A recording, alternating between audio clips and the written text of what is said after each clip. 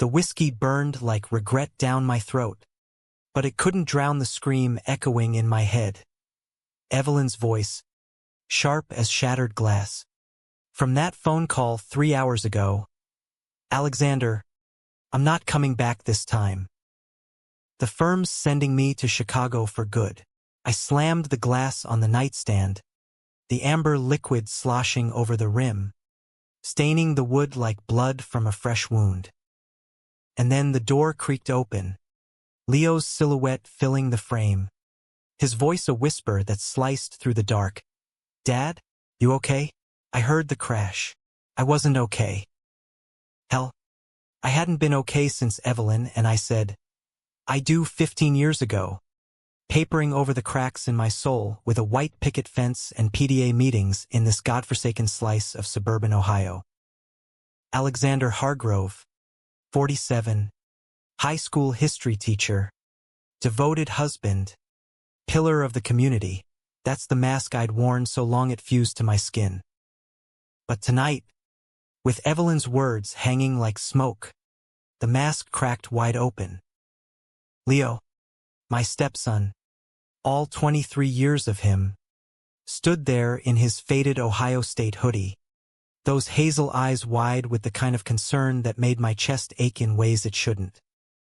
He'd always been the glue, the kid who bridged the chasm between Evelyn's sharp edges and my quiet storms. Now, with her gone for good, what was left? Dad, he said again, stepping inside, the floorboards groaning under his sneakers like they were protesting the intrusion. He was tall, broader than I'd remembered from last summer. College had carved him into something raw and real, a far cry from the scrawny teen who'd once begged me to teach him how to throw a spiral. Talk to me. Mom called. Didn't she? I nodded, the motion heavy, like dragging chains. Yeah. She's staying in Chicago. Permanent. The word tasted like ash. Permanent. Like the ring on my finger that now felt like a noose. Leo's face crumpled, but not in surprise, more like he'd been bracing for the fallout. He crossed the room in 2 strides, dropping onto the bed beside me, close enough that I could smell the faint cedar of his cologne mixed with the rain-soaked chill clinging to his clothes. Outside, a late autumn storm battered the windows of our 2-story colonial in Columbus, thunder rumbling like God's own disapproval. Shit. Alex, sorry. I'm sorry. His hand landed on my shoulder, warm and steady, and something in me fractured further. No one called me Alex anymore. Not since college. Not since Nicholas. Nicholas. The name slithered unbidden into my mind. A ghost from 20 years past. All sharp jawlines and stolen kisses in the back of a '92 Camaro under Indiana stars. We'd been each other's everything, until he ghosted me after graduation, chasing Wall Street dreams while I buried mine under lesson plans and Evelyn's expectations. I convinced myself it was water under the bridge, that marrying her was the right path, the American dream wrapped in a bow. But nights like this, with the house empty and the storm raging, Nicholas's laugh echoed louder than the wind. Leo squeezed my shoulder, pulling me back. Hey, you're shaking. Let me get you some water or... No, my voice came out rougher than intended, a gravelly command that made him freeze. I turned, meeting his gaze, and for a split second, the room tilted. His eyes, so like Evelyn's in color but softer, deeper, held a vulnerability that mirrored my own. Just stay. Please. He nodded, settling in, his thigh brushing mine through the thin sheet. We sat like that for what felt like hours, the storm our only companion, trading stories to fill the void. Leo talked about his senior year at OSU late-night cram sessions, a disastrous hookup with some frat boy that ended in awkward silence, the way the Buckeye leaves turned crimson like spilled wine. I listened, really listened, for the first time in years, the whiskey loosening my tongue until I was spilling fragments of my own youth. Road trips with buddies, the thrill of a touchdown under Friday night lights, and then, haltingly, the ache of loving someone you couldn't name. You ever feel like you're living someone else's life? I asked, staring at the carpet, threads worn from years of pacing over bills and broken promises. Leo shifted, his knee pressing firmer against mine. Every damn day, that, like I'm waiting for permission to just be. The air thickened, charged like the ozone before lightning. I should have pulled away, changed the subject, but the isolation clawed at me. Evelyn's absence wasn't just physical. It was the unraveling of the life I'd built to hide from myself. Leo's hand slid from my shoulder to my back, a slow circle that sent heat uncoiling in my gut. Wrong, so wrong, but alive in a way I hadn't felt since Nicholas whispered my name in the dark. Tell me about him, Leo said softly, as if reading the shadow on my face. The one who got away. I froze. How did he know? But then I remembered Evelyn's offhand comments over dinner, the way she'd sigh about my brooding poet phase in college. Leo had always been perceptive, piecing together puzzles I didn't know were scattered. His name was Nicholas, I murmured, the syllables foreign on my tongue after so long. We were kids, really. Thought we could outrun the world. But he left, and I stayed. Leo's breath hitched, a sound so quiet it might have been the wind. And now, with Mom gone, now, I laughed, bitter and hollow. Now I'm just a ghost in my own house. He turned fully toward me then, his face inches away, illuminated by the bedside lamp's golden glow. Rain lashed the panes, blurring the world outside into a watercolor smear. You're not a ghost, Dad. You're the strongest man I know. His fingers brushed my jaw, tentative, tracing the stubble I'd forgotten to shave.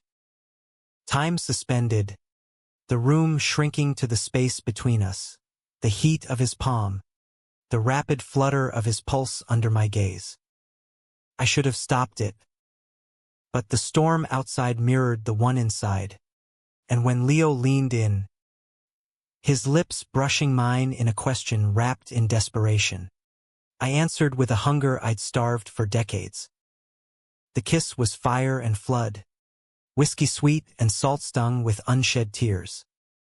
His hands fisted in my shirt, pulling me closer, and for the first time in years, I felt seen not as the stepdad, the husband, the teacher, but as Alexander, raw and wanting. We broke apart gasping, foreheads pressed together, the world tilting back into focus. Leo, we can't.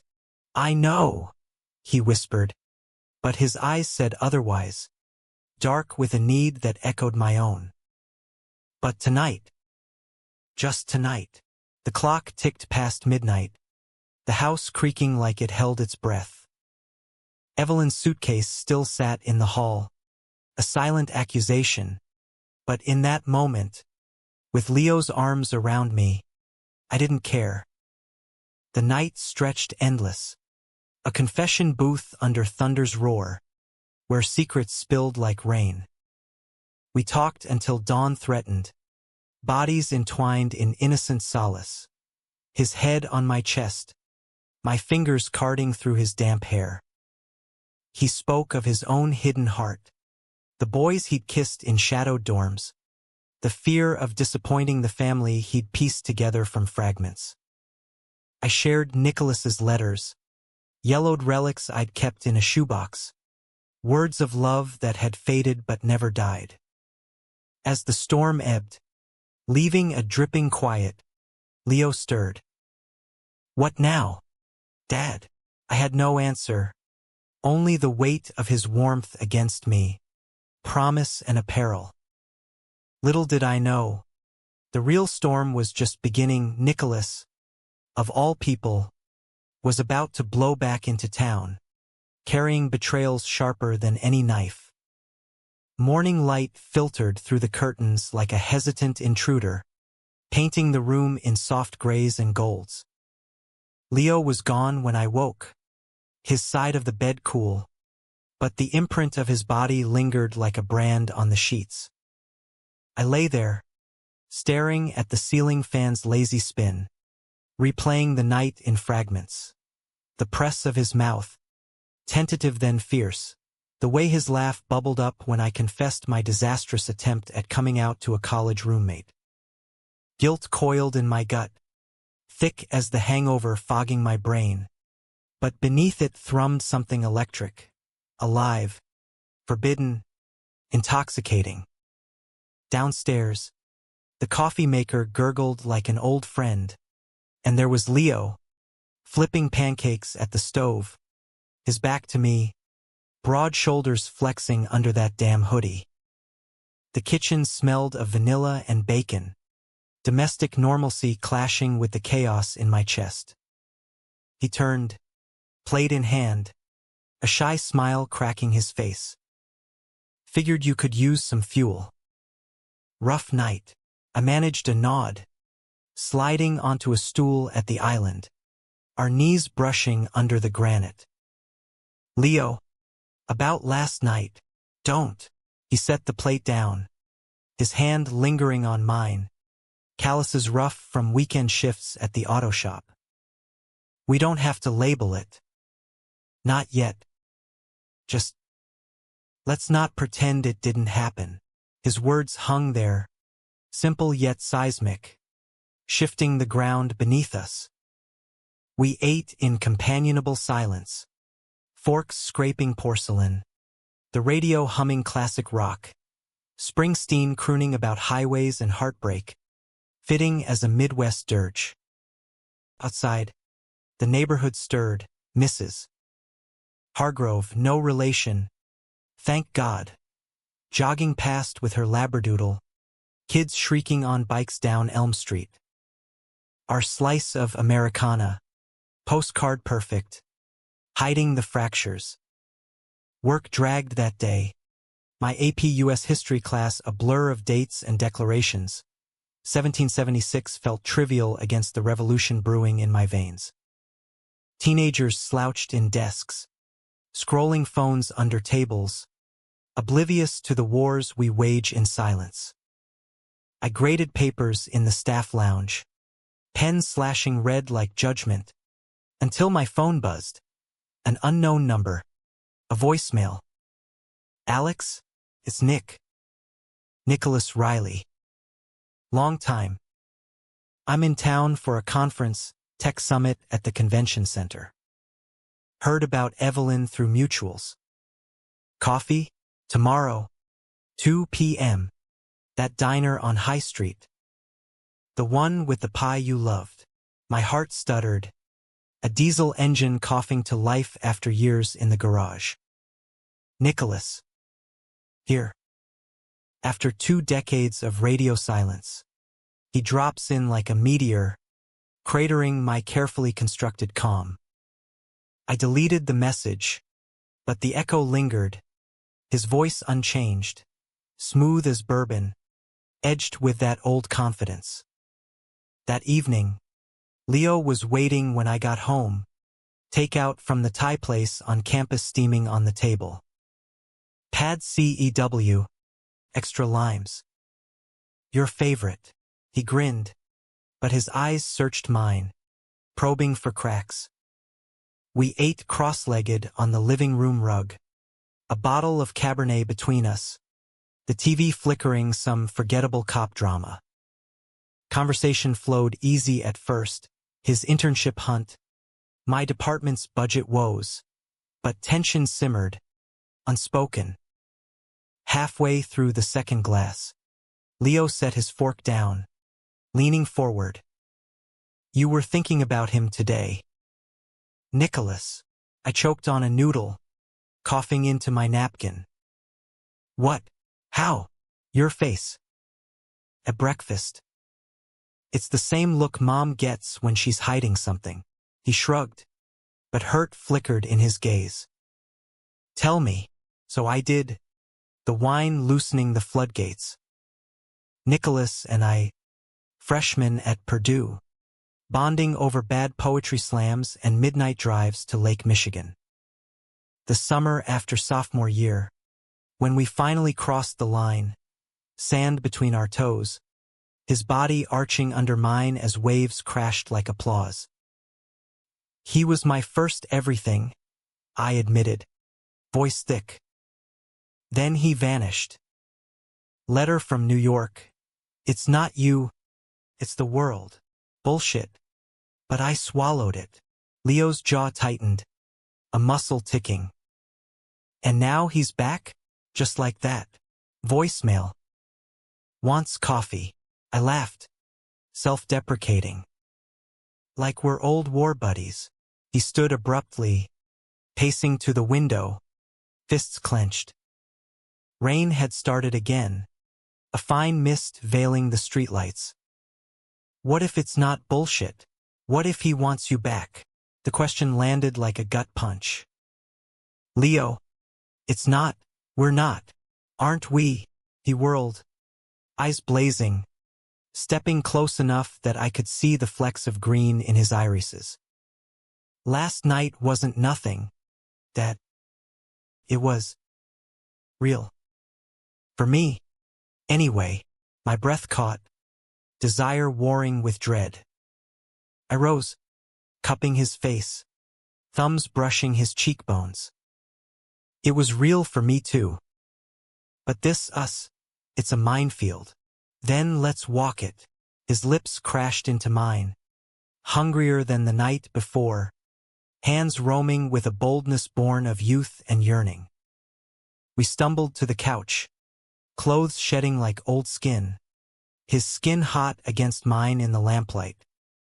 It was messy, urgent, fingers exploring uncharted territories, gasps swallowed in the hollow of throats. Leo moved with an instinct that humbled me, whispering my name like a prayer. Alex. God. Alex. Until release shattered us both, leaving us tangled and trembling. In the afterglow's hush, he traced patterns on my chest. Promise me something. If you see him, tell me everything. I promise, I murmured. But sleep came uneasy. Dreams haunted by dual shadows, Nicholas's smirk, Leo's plea. The diner on High Street was a time capsule. Vinyl booths cracked like aged leather, jukebox crooning Patsy Cline, waitresses in starched aprons calling regulars Han. Nicholas slid into the booth across from me at 2:05, looking every inch the Silicon Valley success, tailored blazer over a crisp tee, silver threading his dark hair, that same crooked smile that once unraveled me. Alex Hargrove. Still turning heads. I see. He extended a hand, but pulled me into a hug instead, cologne crisp as autumn air. Close. Lines etched his eyes, but the spark remained. We ordered pie, cherry for me, apple for him, and talked surface at first, his VP gig at a fintech startup. My tenure-track dreams deferred for family. Then, quieter, I fucked up, leaving like that. Scared shitless of what we had. My fork paused midair, juice staining the plate. 20 years. Nick. You think words fix that? No. But seeing you, it does something. His foot nudged mine under the table. Deliberate, a current jumping the gap. I pulled back, heart hammering. I'm married. Or was. Evelyn left. He nodded, unsurprised. Mutuals mentioned. And Leo? He's good. The casual mention twisted like a knife. How much did he know? Yeah. He's everything. Nicholas leaned in, voice low. You deserve everything, Alex. Always did. The bell above the door jingled, but I barely registered it, lost in the what-ifs swirling like steam from our coffee. By the time I left, his card burned in my pocket. In town till Friday. Call if you want to talk. Really talk. And guilt shadowed me home. Leo was at the shop, grease-streaked and glowing when he got back, but his smile faltered at my silence. How was coffee? Complicated, I said, pulling him close. We didn't make love that night, but held on tighter, as if bracing for the gale. 2 days later, Betrayal's first whisper came via text, from Evelyn. Heard Nick's in town. Careful, Alex. Some things don't change. How she knew, couldn't guess, but the seed of doubt took root, poisoning the air. The week blurred into a fever dream, days bleeding into nights under the relentless Ohio gray. School became sanctuary and sentence, lecturing on the Civil War's fractured loyalties while my own heart staged a coup. Leo and I navigated the new normal with cautious grace.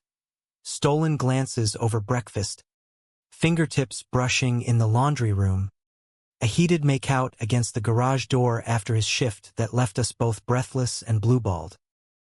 It was intoxicating, this secret bloom in barren soil, but thorns lurked. Evelyn's texts, sporadic and laced with subtext, house paperwork incoming. Sell it all. And Nicholas's voicemails, piling like unanswered prayers. Missed you at the bar last night. One drink. I ignored them both, diving deeper into Leo. Saturdays became ours. Farmers market runs through the short north, where we'd sample goat cheese and craft brews, his arm slung casual around my waist in crowds thick with hipsters and families. One afternoon, under the scarlet canopy of a buckeye tree in Goodale Park, he kissed me slow and deep, oblivious to the joggers blurring past. This feels right, he murmured against my lips, wind tousling his hair. You and me, but right twisted in the quiet hours. I'd wake at 3 a.m., his snores soft beside me, and stare at the ceiling, ghosts crowding the dark. Nicholas's laugh from diner echoes, Evelyn's wedding vows like chains. Was this love or desperation? Leo deserved truth, not the half-life I offered. A stepdad's bed, a father's baggage. Friday dawned crisp, frost etching the windows like lace. Nicholas's conference wrapped, his text pinged at dawn. Last chance. Dinner? Mario's. 7 p.m. No pressure. I deleted it, but Leo saw, peeking over my shoulder as I showered. Go, he said, voice steady but eyes stormy. Get closure. I'll be here. You sure? I toweled off, water dripping onto the bath mat, his gaze tracing paths that made my pulse spike. He stepped close, hands on my hips. Yeah. But come back to me, Alex. Mario's was candlelit intimacy, Chianti flowing like confessions.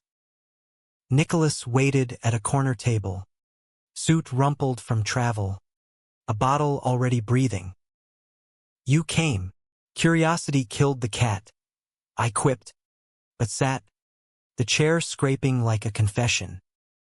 Dinner stretched, bruschetta crisp with tomato tang, veal saltimbocca melting on the tongue, punctuated by stories. His failed marriage to a venture capitalist named Claire, the coming out at 40 that cost him half his board. Regretted you every day. he admitted over tiramisu. Fork abandoned. Thought I'd built something real in New York, but it was all smoke. You were the fire. Wine warmed my veins, loosening defenses. And now, what do you want? Nick? You. Simple. Stark. His hand covering mine across the linen. Second chance. The world narrowed to that touch. Electric as our youth. I pulled away, but not before the spark ignited memories. Nights in his dorm, body slick and urgent, whispers of forever. It's not that easy. Leo, your stepson? Kid's young, figuring shit out. Doesn't mean we can't. He's not a kid. The words snapped, sharper than intended. And what we have? It's complicated. Nicholas's brow furrowed, then cleared with understanding dawning. Oh. Shit. Alex. You and him. I flushed, heat crawling my neck. It's new. Messy. But real. He leaned back, signaling the check. Face unreadable. Then fight for it. But if it crashes, you know where to find me. He stood, dropping cash, then bent to kiss my cheek. Lingering, promise or a taunt. Take care of yourself. Love. The drive home was a blur, headlights cutting fog like knives. Leo waited on the porch, bundled in a flannel I'd lent him, steam rising from a mug of cocoa. How'd it go? I pulled him inside, kissing him fierce against the door, tasting chocolate and relief. Closure. Mostly, we tumbled upstairs, shedding layers. His body a map I memorized, freckles like constellations across his shoulders, the dip of his spine leading to heaven. Lovemaking that night was worship. Slow, deliberate, his moans a liturgy in the dark. Love you, he gasped as we crested, the words slipping free like birds from a cage. Love you too, I echoed, meaning it bone deep. But betrayal brewed in the shadows. Saturday morning, my phone rang, Evelyn, voice brittle. Alex, we need to talk. In person. I'm flying in tomorrow. Panic spiked. Why? The papers. Not just that. Leo called me last night. Crying. Said things. About you too. The room spun. Leo, asleep beside me, phone clutched in his hand. Had he? No, impossible. But doubt festered as Evelyn hung up, promising a 10 a.m. flight. I shook him awake, gentle but urgent. Leo, did you call your mom? His eyes fluttered open, confusion clouding them. What? No. Wait. My phone. He checked. Battery dead. Must have glitched. I wouldn't, but the seed was planted. All day, tension crackled. Forced smiles over brunch at Schmidt's Sausage House, where Bavarian pretzels turned to ash in my mouth. Leo chattered about job leads, a graphic design gig in Cincinnati, but his laughs rang hollow, my paranoia a third wheel. That night, as thunder rumbled anew, truth erupted. My email pinged.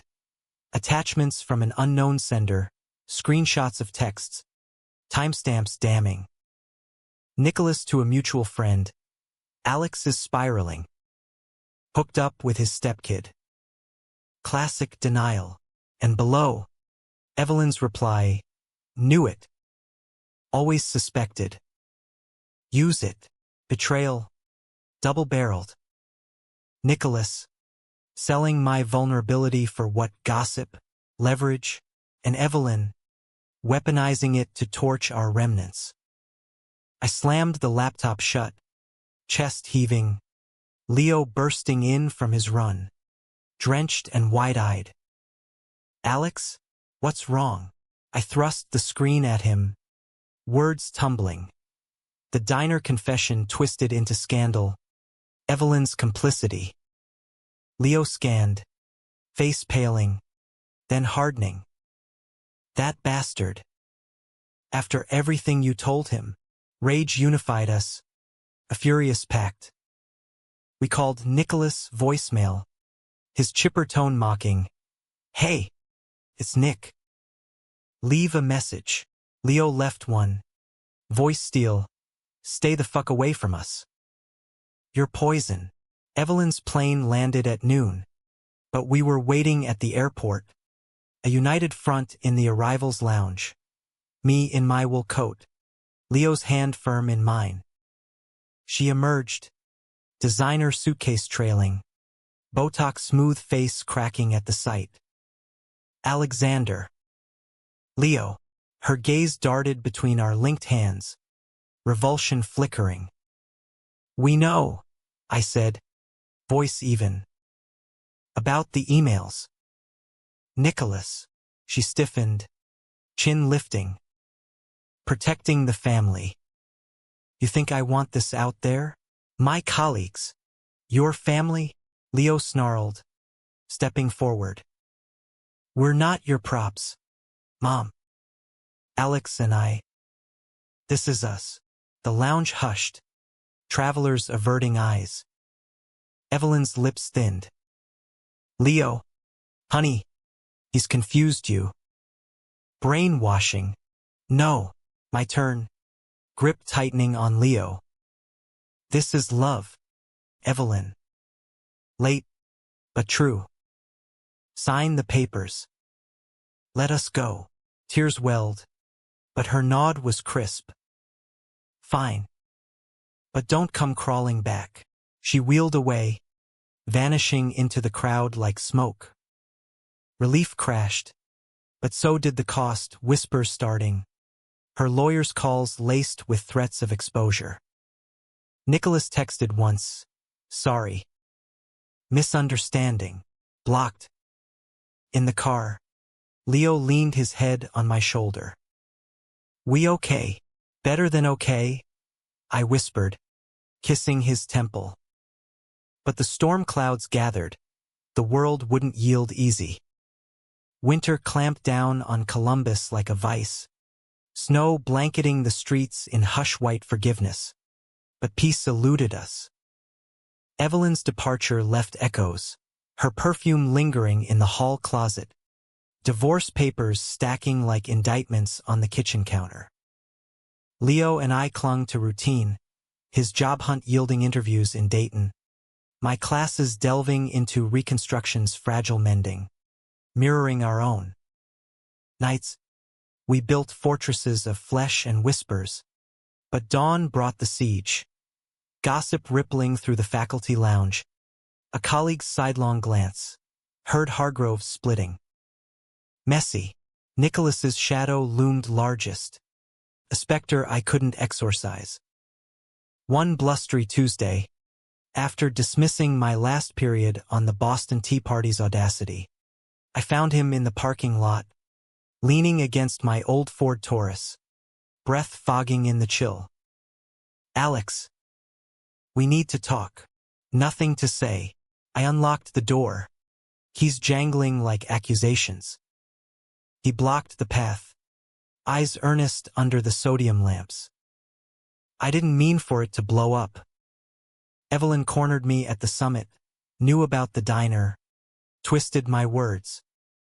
I was drunk, venting to a friend, and she poached it. Poached. I laughed. Cold. You sold me out, Nick.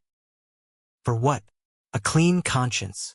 His hand shot out, gripping my arm, not forceful, but pleading. I love you still. Seeing you with him. It gutted me. But I get it now. He's good for you. I yanked free, heat rising. Don't pretend nobility. You left once. Stay gone. He stepped back, snow dusting his shoulders like dandruff. If that's what you want. But as I drove off, rear view shrinking him to a speck, regret gnawed, not for the dismissal, but the unresolved ache he'd stirred. Home was haven, Leo's truck in the drive a beacon. He was in the kitchen, stirring chili on the stove, radio crooning Otis Redding's, sittin' on the dock of the bay. Bad day, he tasted the spoon, offering it to me. Nicholas ambush. I wrapped arms around his waist from behind, chin on his shoulder, inhaling cumin and him. Leo stiffened, then relaxed, turning in my hold. What did he want? Forgiveness. Too late. I kissed his neck, nipping the pulse point, drawing a shiver. We ate by the fire, flames dancing shadows on the walls, trading dreams. His sketches for album covers, my novel outline on queer pioneers in the heartland. Laughter came easy, but so did the undercurrent. His interviews meant potential distance. Dayton's commute a 40-minute haul.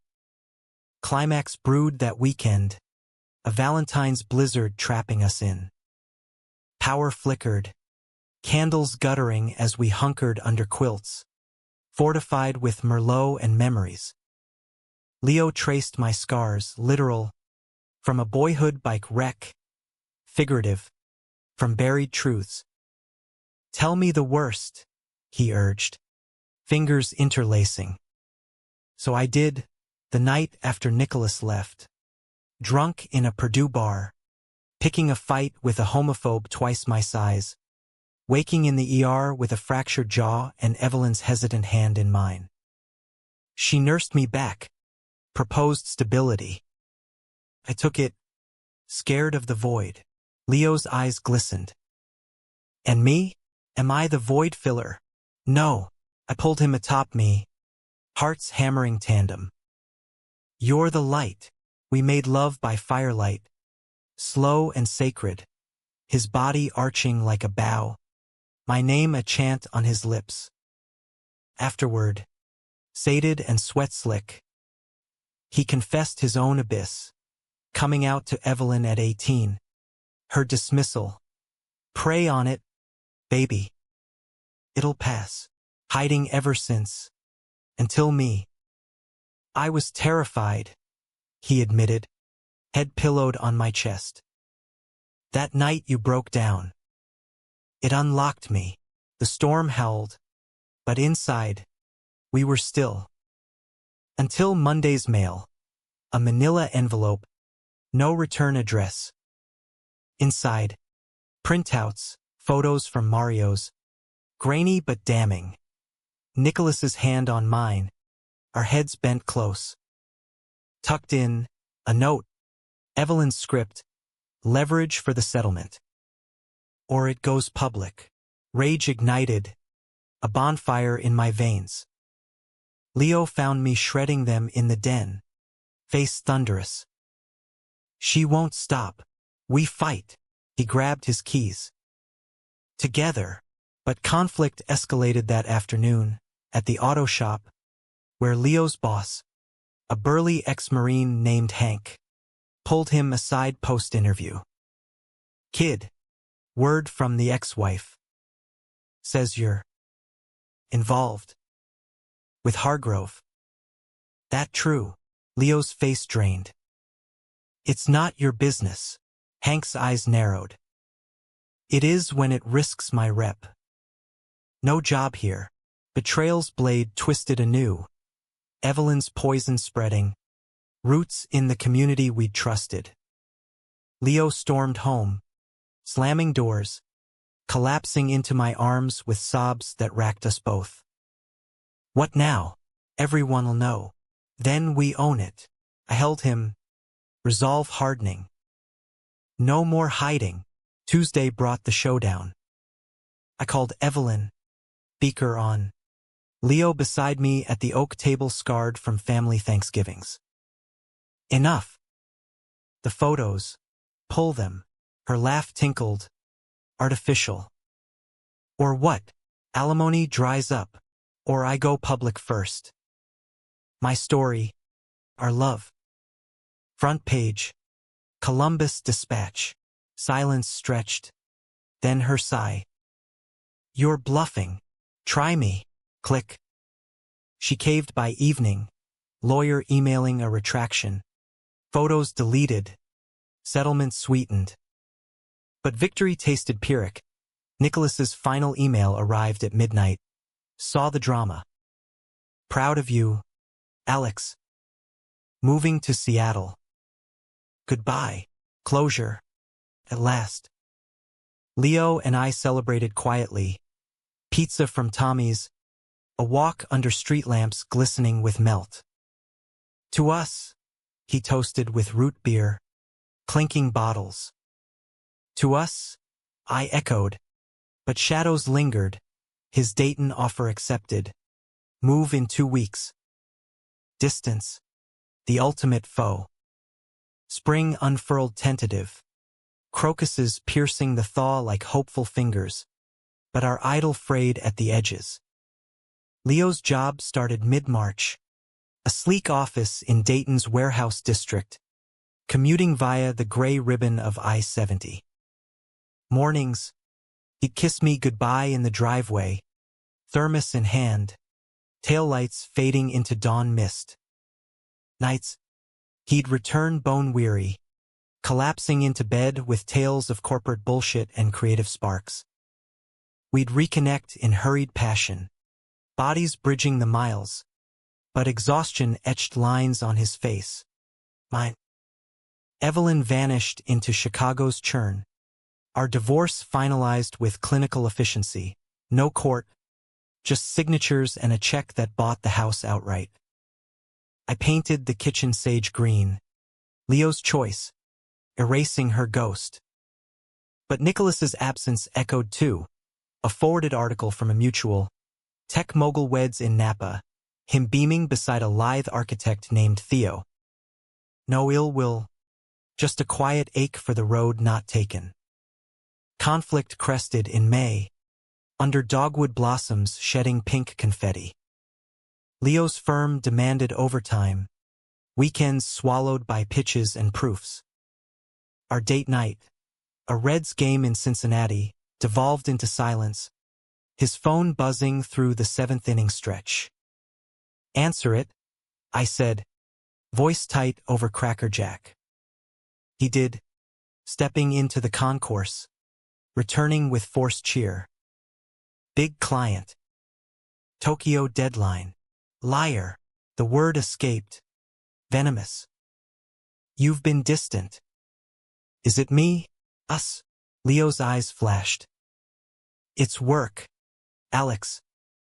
Real life. Real life. I stood, the crowd blurring. This is real. We are. He grabbed my arm, pulling me to a shadowed ramp. I know. But I'm 23 building something. You get that, right? History's full of men who sacrificed for love. The barb landed. My tenure stalled for family. Dreams deferred. Sacrifice? Or escape? Hurt cracked his facade. Maybe both. God, I love you, but sometimes it feels like we're playing house in your old life. We drove home in glacial quiet, the Ohio River a black mirror beside the highway. That night, he slept on the couch, I in our bed, alone, staring at the fans whirl, regrets spinning like blades. Dawn brought reckoning. I found him in the kitchen, coffee brewing, eyes red-rimmed. I'm sorry, he started. No, I crossed to him, hands framing his face. We're both scared. This us, it's uncharted. But I won't lose you to doubt. Tears spilled, his forehead to mine. I don't want to leave. But Dayton. It's a cage too. Then we break it. Impulse. Born of love's desperation. Quit. Move back. We'll figure the rest. He pulled away, searching my face. And your job? Stability? Screw stability. You're my everything. The decision crystallized over breakfast. Pancakes again. Symbolic. Leo emailed resignation that afternoon, citing personal priorities. His boss stunned but supportive. Family first. Kid. Summer bloomed full, lazy and lush. We renovated the backyard. Adirondack chairs by a fire pit. Leo's sketches adorning the shed. Portraits of us. Stylized and tender. I submitted my novel to a small press in Ann Arbor. Chapters woven from our tapestry. A stepfather's awakening. A son's bold heart. Climax revisited in July. A heat wave baking the asphalt. Nicholas called. Unblocked in a moment of weakness, voice tentative. Saw your byline. Echoes of the closet. Powerful. Can I read it? I hesitated. Leo listening on speaker from the porch swing. Why? Redemption? Or just closure? A pause. Heard you're happy. Deserve it. Leo nodded, mouthing let him. So I emailed the manuscript. A bridge extended. His reply came swift. It's beautiful. You found your voice. Tell Leo. He's lucky. No more ghosts. We burned the last of Evelyn's letters that night. Flames devouring old hurts. Rising like phoenix sighs. Autumn returned. Leaves a riot of rust and gold. Leo freelanced from home. Gigs rolling in. Album art for indie bands. His talent unfurling. I got tenure. The department chair clapping my back. Hargrove, you're a damn poet. But the true peak came Halloween. Pumpkins grinning on stoops. A neighborhood party at the Thompsons. Bonfire crackling. Kids in capes darting through fog from dry ice. Leo and I arrived hand in hand. Me as Indiana Jones. Him a rogue archaeologist, twinning our shared lore. Whispers hushed as we entered. Eyes lingering. Hank from the shop nodded gruff approval. Mrs. Next door offered pie with a wink. No pitchforks. Just tentative acceptance. A microcosm of America's slow thaw. Later, by the fire, Leo leaned into me. Marshmallows toasting golden. Proud of us. Me too. I kissed him. Soft under the harvest moon. The world watching but not condemning. Winter's cusp brought the epiphany. A letter from Evelyn. Postmarked Chicago. Not Venom, but Olive Branch. Saw Leo's art in a mag. Impressive. And you always knew you had stories. Be happy. Humanistic grace. Unearned but embraced. We framed it. A talisman. The year wheeled to close. Snow dusting anew. On our anniversary, not wedding, but that first storm-tossed night, Leo proposed. Not with rings but resolve. Build a life. Kids. Maybe adopt. Surrogacy. Whatever. Just you and me. Forever. Tears pricked. Yes. 1,000 times. We ended as we began. Whiskey by the bed. Storm outside. But this time, thunder was applause. Alexander and Leo Hargrove Riley, no. Just us. Names merged in love's forge. Nicholas faded to footnote. Evelyn to fond memory.